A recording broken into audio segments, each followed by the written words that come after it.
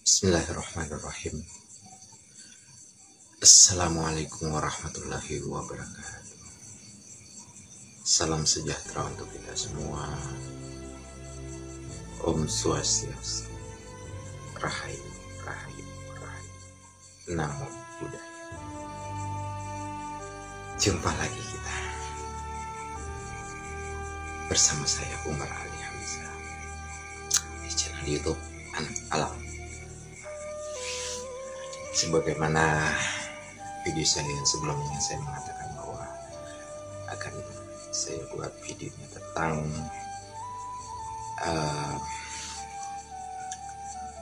budi pekerti sama dengan akhlakul karimah. Hari ini, malam ini saya buatkan video tentang sopan santun, etika, dan tata krama yang juga sangat erat juga kaitannya dengan sahabat kita, saudara kita yang ada di Jember, Jawa Timur, di salah satu pondok pesantren yang membuat streaming atau live streaming pencarian standar etika dan akhlak. Padahal kalau kita mau tilik, etika itu sudah termaktub di dalam akhlak atau budi pekerti. Artinya etika itu sudah ada di dalam budi pekerti, bahwa sesungguhnya etika itu adalah bagian daripada akhlakul karimah atau budi itu. Jadi itu sudah berbulan-bulan, bahkan sudah setahunan ya, setahun lebih itu pencarian standar etika dan akhlak. Nah, etika, tata krama, sopan santun, kemudian moral itu mencakup di dalam akhlak atau budi pekerti. Akhlakul karimah ada di Arab sana, namanya bahasa Arabnya, bahasa Nusantara atau bahasa Indonesianya budi pekerti. Itu. Nah, menyinggung soal etika, kita ini sudah orang manusia sekarang ini sudah banyak melupakan atau meninggalkan etika. Karena apa? Ada keangkuhan dan kesombongan di dalamnya, yaitu egosentrik. Nah, bicara tentang ego ini, nah kita masyarakat Muslim di Nusantara, Islam yang saat ini di Indonesia, saya itu kalau kita menyebutnya tuh hampir 90% mengaku Islam, tapi tidak mengerti apa itu Islam. Itu kan baru ada, dahulunya kan Muslim. Islam itu ada dicanangkan di Nusantara ini, yaitu melalui 9 wali atau wali songo yang mendapat tugas dalam hal ini Sunan Kalijaga mengambil kata Islam itu dari selamat atau disebut rahayu, ya kan? Selamat, sejahtera, ya, bagi kita semua. Semoga Allah merahmati atau memberikan rahmat kepada kita. Nah, itulah bahasanya. Dan itu mengambil daripada surat Yasin. Salamun qaulan min rabbir rahim. Nah, di situ. Nah, kita menyinggung tadi soal etika, kita tuh sudah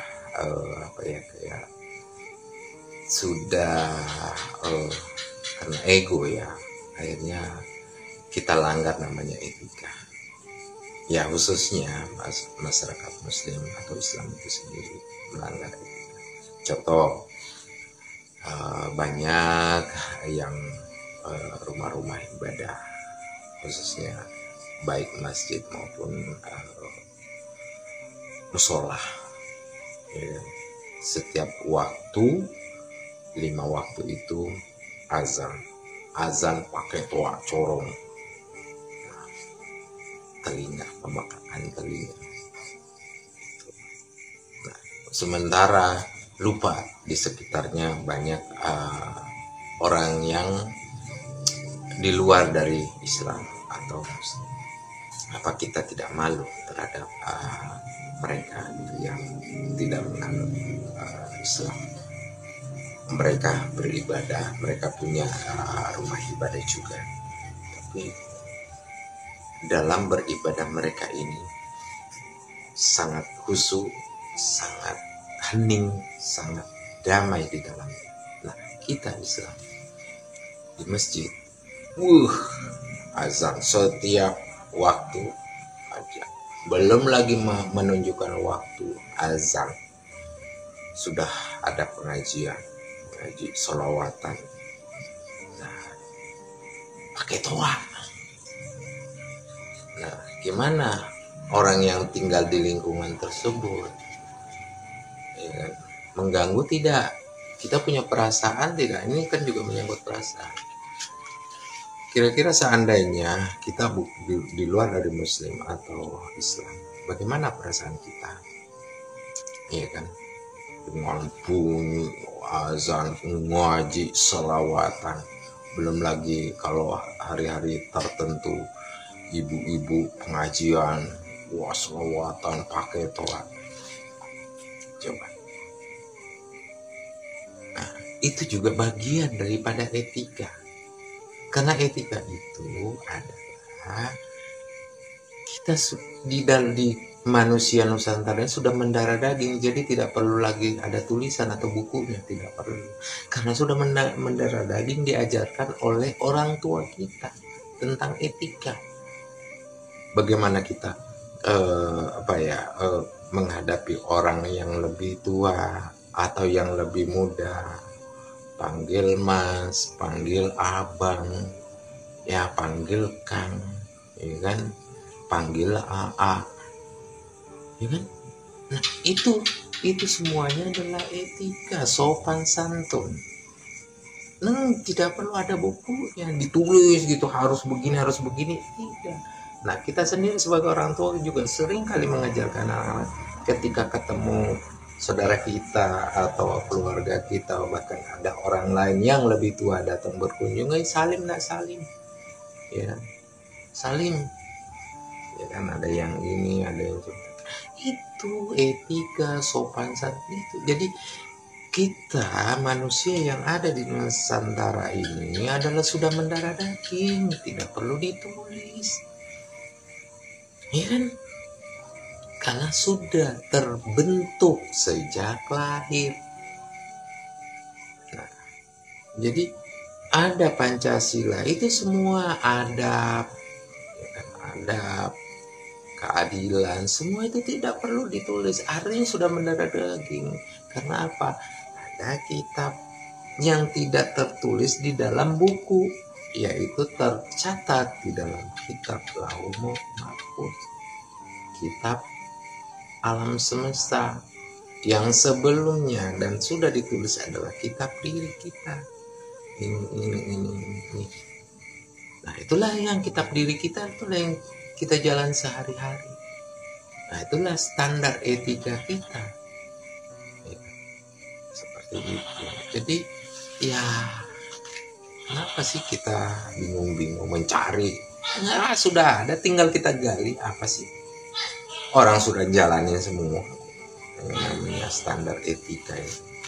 Cuman kadang kita mengabaikan karena egoisme kita, ya kan, mentang-mentang wah banyak muslim, kita seenaknya menggampangkan orang lain, tidak menghargai orang lain. itu egosentris diri kita. Apa? Nafsu. Ini lo saya, ini. Coba, ini lo saya Muslim terbanyak, Islam terbanyak. Terus untuk apa? Cuman KTP doang. Harusnya kita itu mengajarkan tentang etika sopan santun terhadap orang lain, terhadap lingkungan kita, bermasyarakat di lingkungan kita. Bagaimana kita harus tahu itu, lingkungan kita seperti apa, ada non muslim, ada non Islam, ya kan. Itu yang perlu kita juga pelajari. Jangan seenaknya juga kita corong pakai toa azan. Ya kalau bisa memang nggak apa. Buat saya sih untuk panggilan ya boleh, panggilan azan, ya kan. Setelah azan sudah tutup. Nah kalau mau tetap supaya di dalam ruangan masjid atau musola, pakai speaker yang di dalam, jangan keluar. Maksudnya begitu. Atau pengajian, jangan wah di luar. Jadi seolah-olah kita menunjukkan jati diri kita, ini loh, saya punya speaker, saya punya ini, saya punya ini. Apa coba? Itu namanya melanggar etika. Itulah. Coba kita bayangkan seandainya kita non muslim atau bukan muslim, kita berada di lingkungan rumah ibadah, masjid, musola kita ini. Kita coba balik gitu loh, seandainya kita bukan ini, kita telinga kita gimana? Setiap saat ngaji, dipakai ini corong. Boleh ngaji, boleh. Tapi suara ininya itu disesuaikan dalam ruangan, hanya lingkup situ, di ruangan masjid, di ruangan musola. Nah inilah kenapa salah satu contoh ada juga dibahas di Guru Gembul soal musik, ya kan. Katanya ya Guru Gembul sih sudah menginikan ya, ada yang mengharamkan, ada yang tidak mengharamkan. Nah itu kan semua, kenapa bisa sedemikian? Karena itu juga bagian daripada etika. Nah sekiranya kita menyetel musik, ya kan, lagu, ya kan, kenceng-kenceng, telinga kita gimana? Nah kita peduli tidak terhadap lingkungan tetangga kita gimana? Kita nyetel musik apa, sekiranya kenceng, apa iya tidak bisa kita dengar sesuai di lingkungan kita, maksudnya itu di ruangan kita. Musik itu enak kita dengar kalau kita sayup-sayup, terdengar sayup-sayup. Tapi kalau udah kenceng telinga,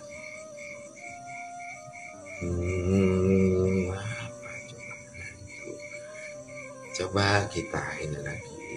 Dan itu semua tentang bagian daripada etika di dalam lingkungan, bermasyarakat, dalam lingkungan,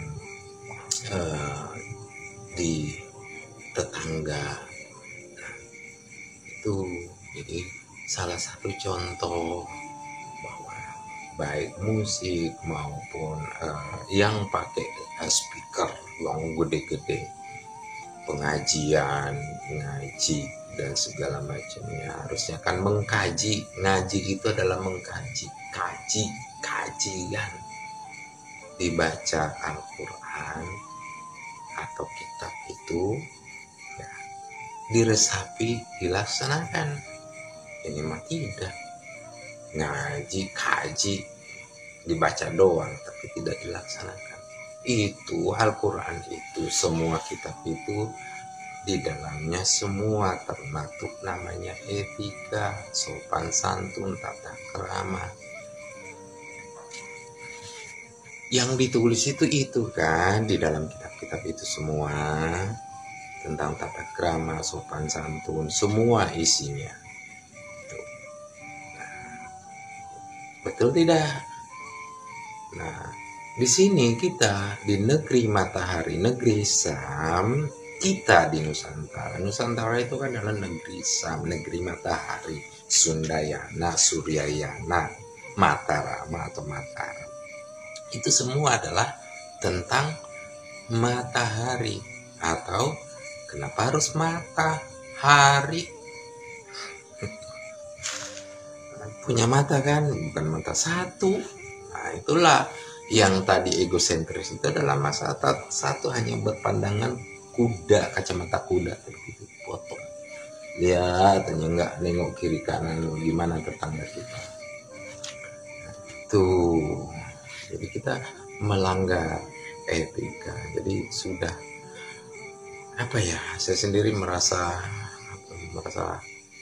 gimana sih kita ini Islam ini ngaku Islam tapi tidak beretika. Saya tidak punya adab terhadap orang lain. Panggilan, ibadah, azan, ya cukup di azan menurut saya. Tolong ini untuk nanti pemerintah di bawah naungan Kementerian Agama, tolong gimana gitu. Egosentris semua ini kita di masyarakat kita.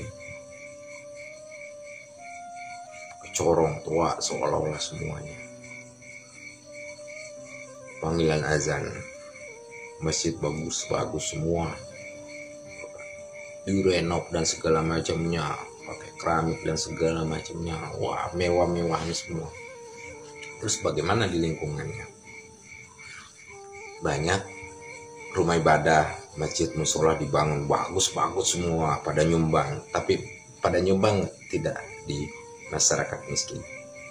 Ada yang tidak punya beras, ada yang tidak bisa makan, hanya kadang ada beras, masak nasi, hanya nasi tok, tidak ada lauk pauknya, tidak ada sayurnya.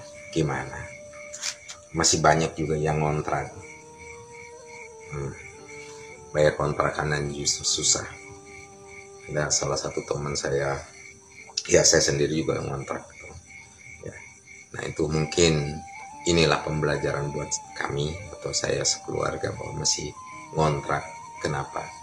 Bahwa inilah satu contoh bahwa bagaimana orang yang ngontrak bayar setiap bulannya, bayar listrik, ya kan, kalau ada bayar pam air, ya beli air. Sebenarnya bukan airnya yang dibeli, kemasannya, transportasinya. Airnya mah gratis, nggak bayar, cuman transportasinya harus bayar, kan gitu. Nah, ini kita ngopi dulu, serius santai.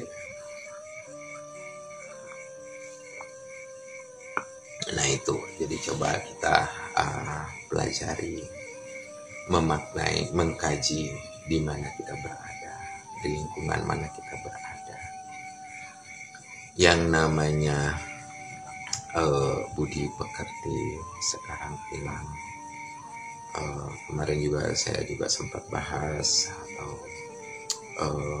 sama Mbak, ya kan, salah satu yang dituakan di lingkungan keluarga istri saya, itu juga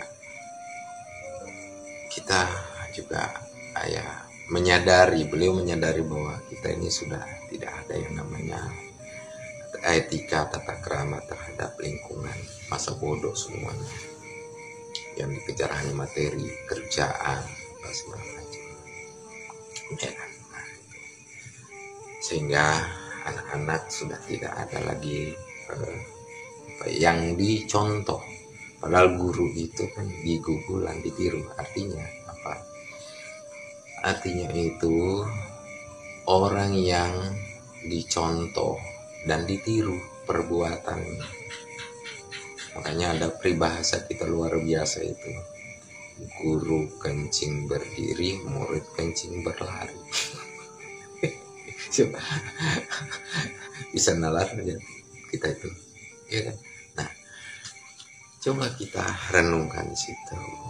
Jadi Soal balik lagi soal etika, kita sudah menjalani semua belum itu etika?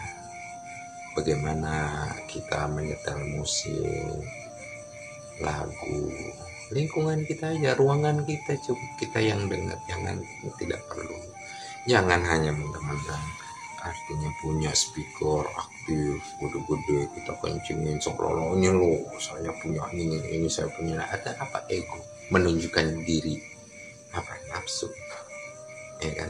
Sifat api, egosentris, egois.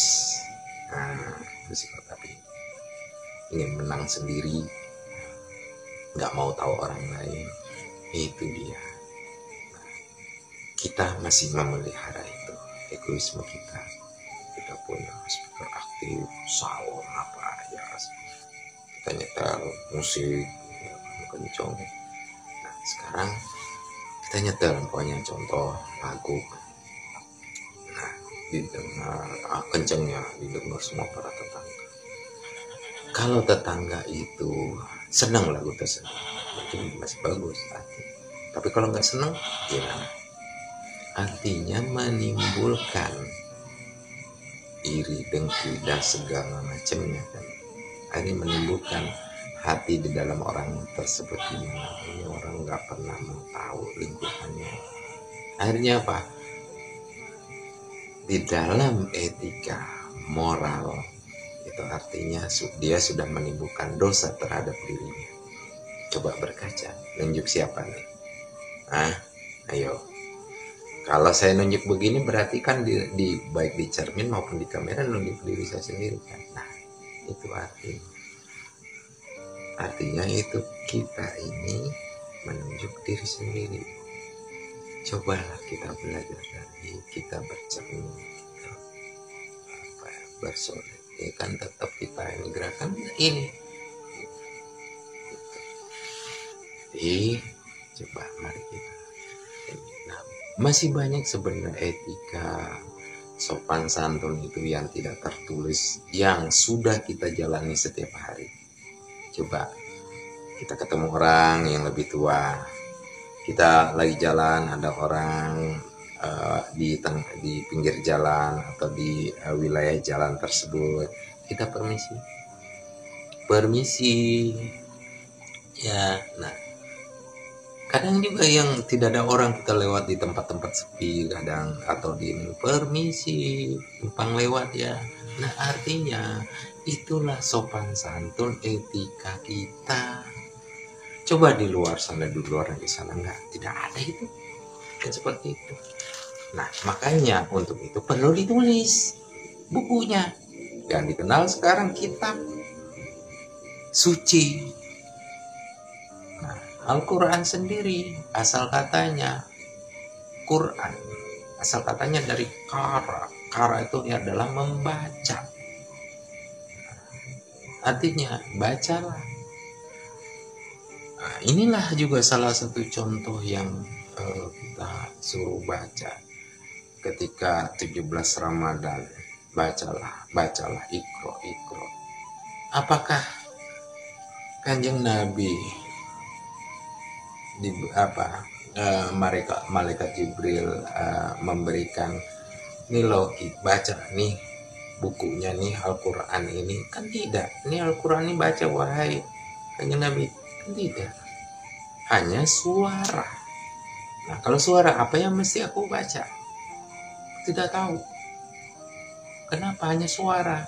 Nah, itulah pentingnya kita juga harus pakai logika juga untuk jangan mentang-mentang. Nah ini juga perlu nanti di umat Islam ini, di satu sisi menyanjung Kanjeng Nabi Rasulullah SAW dengan sholawat baginda Rasulullah Sayyidina, tapi di sisi lain menjatuhkan atau meremehkan, bahkan katanya buta huruf, tidak bisa baca. Gimana ceritanya orang pedagang bersaudagar, bagaimana mungkin tidak bisa baca tulis? Bang dulu itu ada sekolah, tidak ada. artinya sudah diajarkan. Kalau sekarang kita panggil guru privat atau guru pribadi, dipanggil tuh guru, kan bisa kan era itu. Orang kakeknya punya orang terpandang. Dan walaupun memang yatim piatu betul, tapi kakeknya kan udah ajarin cucu saya, saya bayar berapa, kan gitu. Dibilang tidak bisa baca tulis, artinya namanya itu bentuknya pelecehan. Di satu sisi menyanjung, di sisi lain melecehkan. Karena apa? Tidak bisa baca tulis, buta huruf. Gimana ceritanya? Inilah kadang-kadang umat Islam ini tidak pernah mau belajar daripada sejarah. Coba belajar sejarah. Apa? Kenapa seperti ini? Kenapa ditulis kitabnya? Karena diperuntukkan di sana. Kalau kita tidak perlu,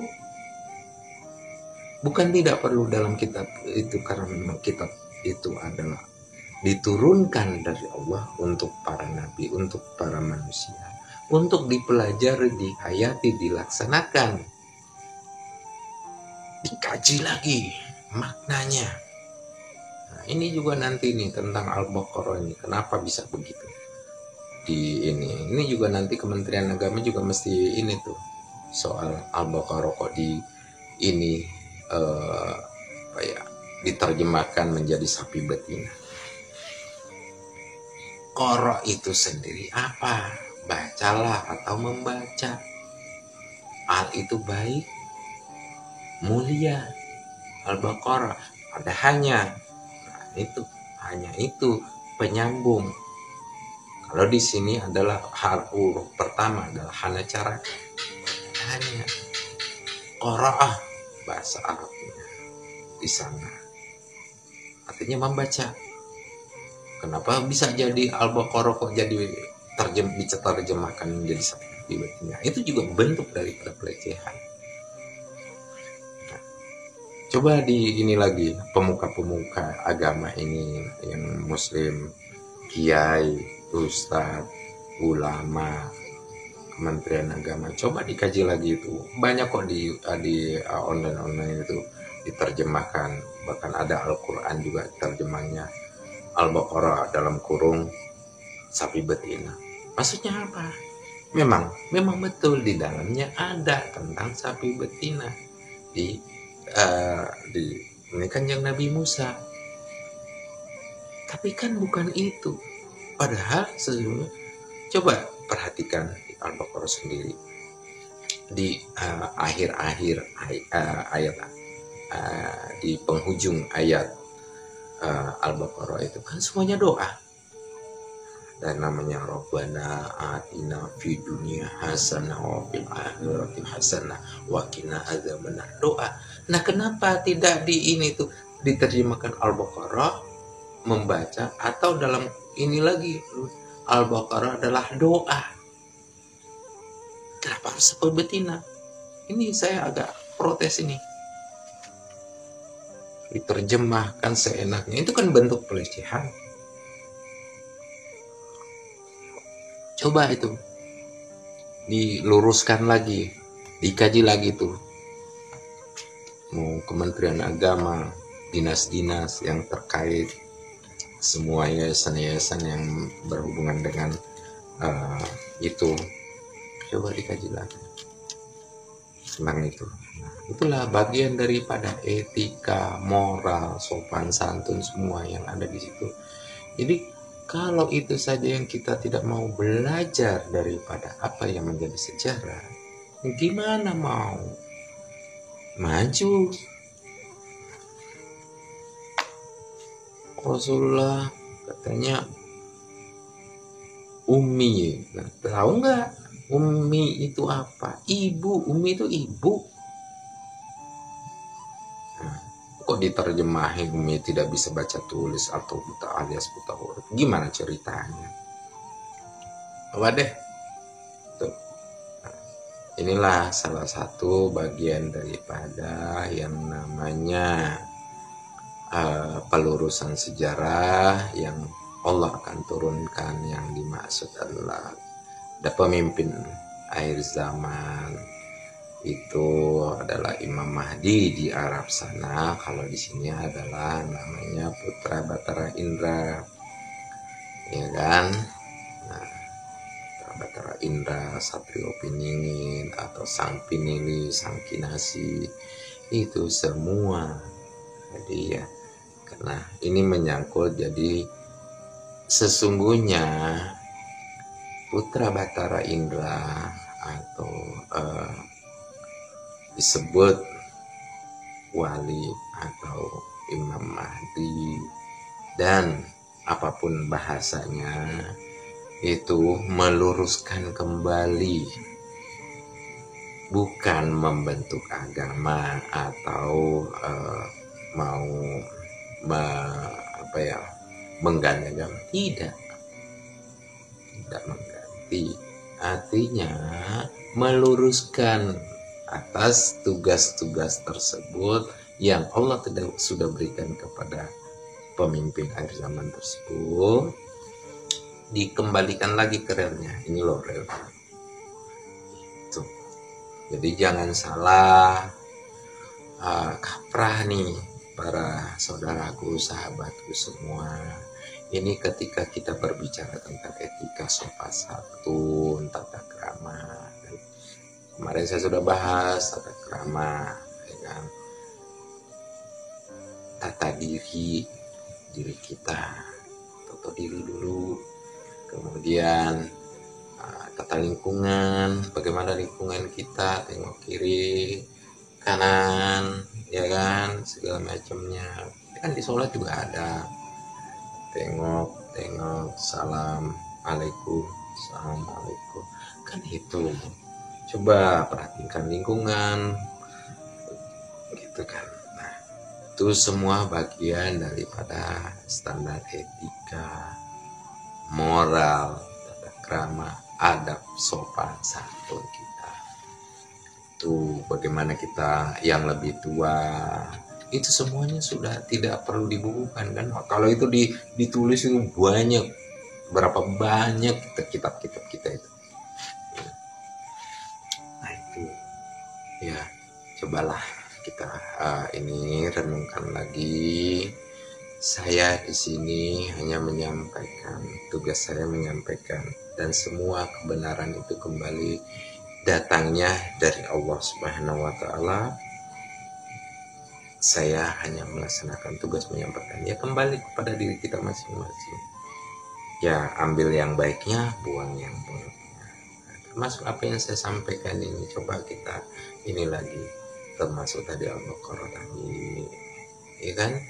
Coba diluruskan, kita luruskan lagi tata letaknya. Itu kan semua tata letaknya kan di buku itu sendiri, kan semua ada tata letak, halaman-halamannya. Nah itu diri kita, ya kan.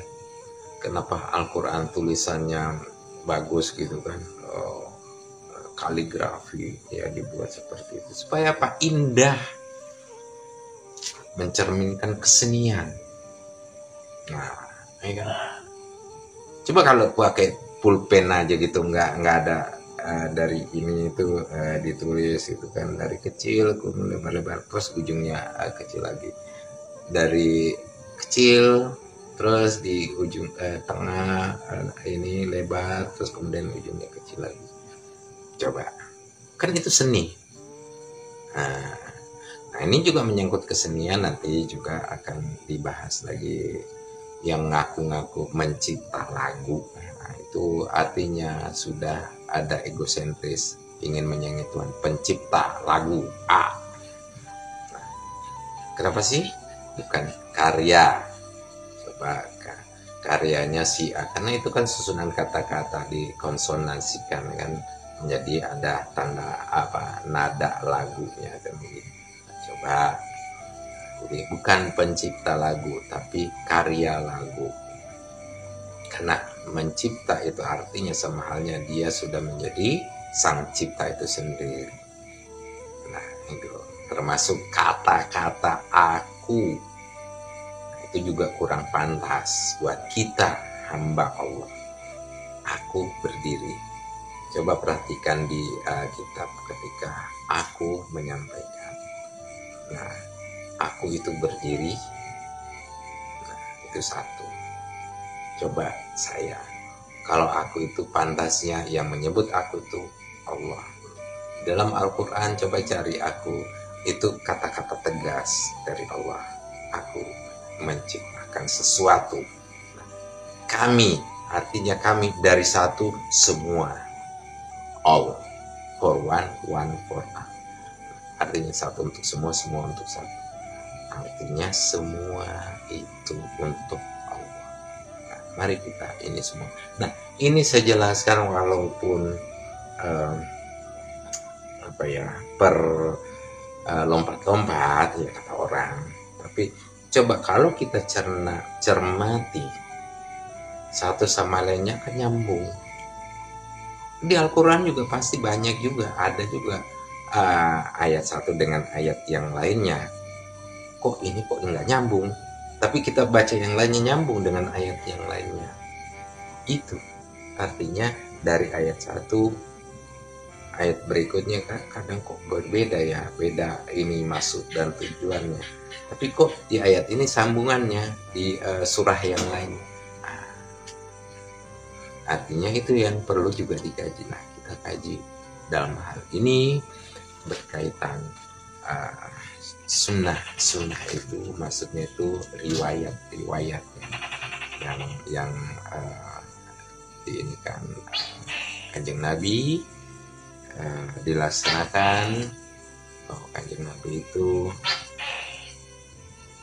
memiliki sopan santun tata krama yang memang tidak ini loh saya tidak, tapi merangkul. Kalau kita di Nusantara itu ya, jadi monggo bangga sama kan. Nah, kira-kira oke. Para sahabatku, saudaraku semua sebangsa dan setanah air, mungkin ini dulu yang perlu saya sampaikan. Nanti kita sambung lagi berikutnya bila ada waktu ya. Oke, terima kasih. Wabillahi taufiq wal hidayah. Wassalamualaikum warahmatullahi wabarakatuh. Salam sejahtera untuk kita semua. Om Swastiastu. Namo Buddhaya. Rahayu.